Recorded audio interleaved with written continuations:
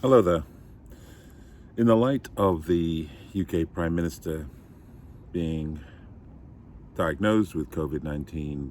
going into hospital,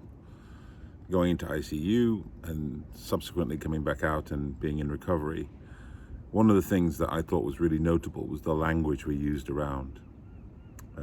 the Prime Minister.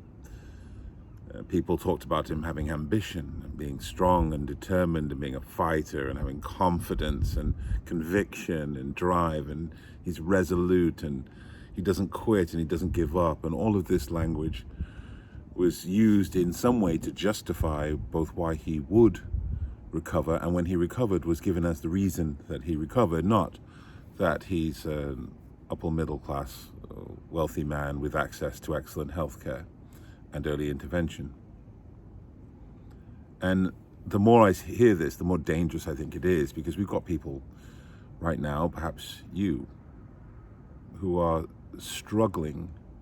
with your quarantine assignment, who are, whilst being diligent, who are finding it very difficult to be isolated from other people, or finding challenges with the new ways of working. I mentioned in a previous video, though, that there is real stress associated with doing this kind of video communication with other people when you're not used to it. And you may find yourself in a position where you feel almost the demand in the face of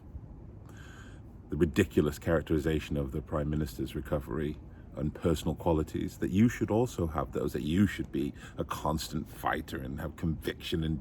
and be strong, whatever that means generically in these kind of times. And I just want to tell you that this is not the time for that kind of false self-characterization. This is a time where people want from their leaders a little bit of vulnerability, not collapse, but a little bit of vulnerability. This is a time when people want authenticity from our leaders.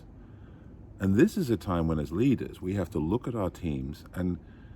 characterize their strengths accurately, because not everybody will have the same resilience to the same thing, but it is that diversity that will allow us to thrive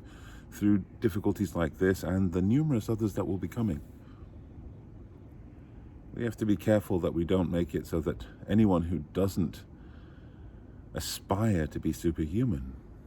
is not seen as someone who can contribute.